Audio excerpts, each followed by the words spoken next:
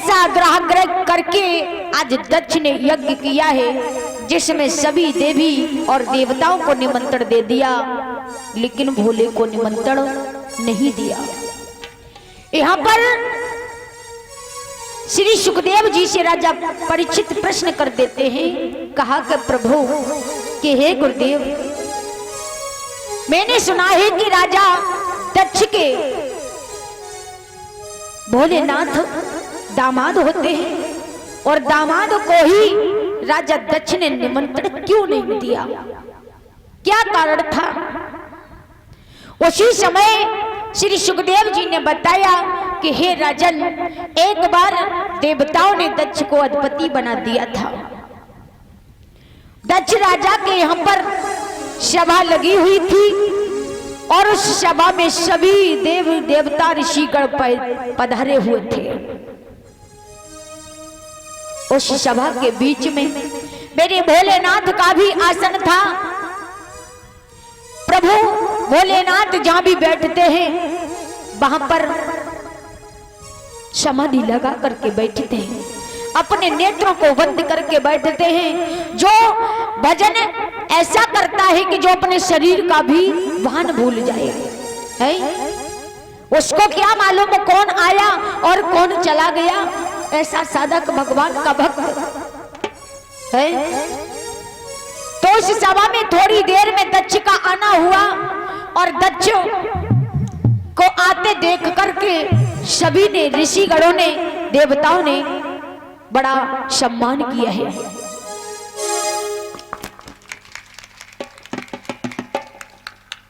और इसी बीच में ये छोटी सी गुड़िया सुजाता माला डालकर के सम्मान करती है। परमपिता परमात्मा इसको सद्बुद्धि प्रदान करता रहे और जीवन में फूलों की तरह महक आती रहे, यही मेरी तरफ से आशीर्वाद है। बोलिए गोविंद भगवान की जय हो। और परीक्षित महाराज ने हमारे भाइयों का भी सम्मान किया है। धन दौलत से आगे बढ़ाता रहे भगवान, कर कमल परमात्मा की भक्ति में तल्लीन बने रहे। आए आज समाधि जैसे ही दक्ष जब पधारे हैं उस सभा के बीच में, तो सभी ऋषियों ने, देवताओं ने उठ करके सम्मान किया उनका, लेकिन भोलेनाथ बैठे के बैठे रह गए। उन्होंने नहीं जान पाया कौन आया कौन चला गया। एकदम से राजा दक्ष को क्रोध आ गया।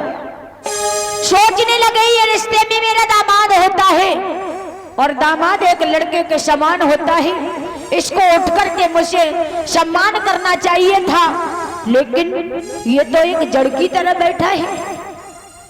आज के बाद इसको कोई भी यज्ञ में भाग नहीं देगा, कोई इसकी पूजा नहीं करेगा। भोलेनाथ से इतने अपमान भरे शब्द बोल डाले। परीक्षित महाराज, जिसके सर पर पहले से ही ज्ञान रूपी गंगा बहती हो, उसको कहां क्रोध आने वाला हो, है? भोलेनाथ के सर पर गंगा, ज्ञान रूपी गंगा बहती है, उसको क्रोध नहीं आता, और जब क्रोध आता है तो महाप्रलय आ जाती है। मेरे प्रभु वहां से उठ करके चले गए। चले जाने के बाद इसी कारण से राजा परीक्षित को श्री सुखदेव जी ने बताया कि इसी कारण से दक्ष ने अपने दामाद को निमंत्रण नहीं दिया। उसी दिन से ससुर और दामाद के बीच में अनबन चल रही थी। सभी देवता गणों को बुलाया, देवियों को बुलाया दक्ष ने, लेकिन मैया सती को नहीं बुलाया। अपने अपने विमानों में बैठ करके सभी देवता आज कैलाश पर्वत के ऊपर से गुजर रहे थे।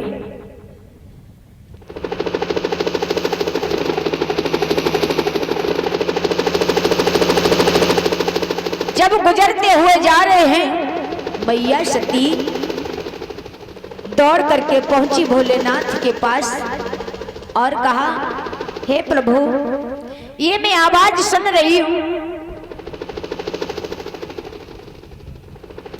कि बोलो बोलो पति देव मेरे, अरे बोलो बोलो पति देव मेरे, और देवता ये कहाँ जा रहे हैं, बोलो।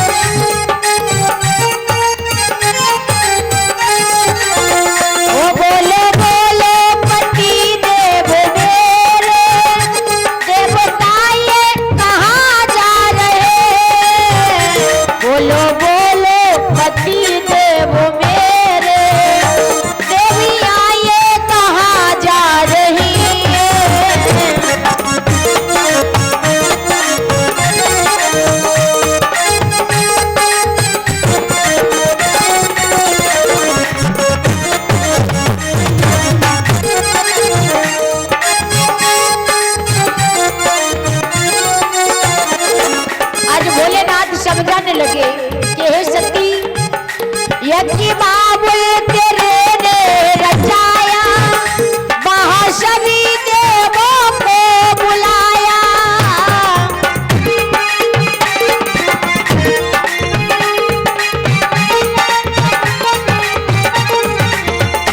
यज्ञ बाबुल तेरे ने रचाया, वहाँ सभी देवों को बुलाया, सभी देवों को बुलाया, देवियाँ ये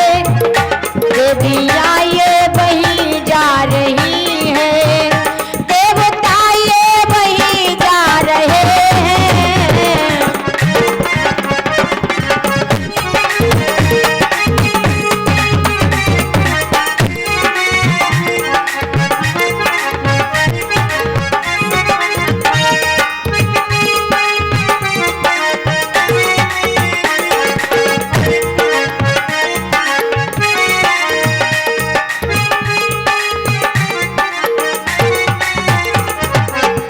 बोली गोविंद भगवान की कि सभी देवी और देवता उस यज्ञ को देखने के लिए जा रहे हैं।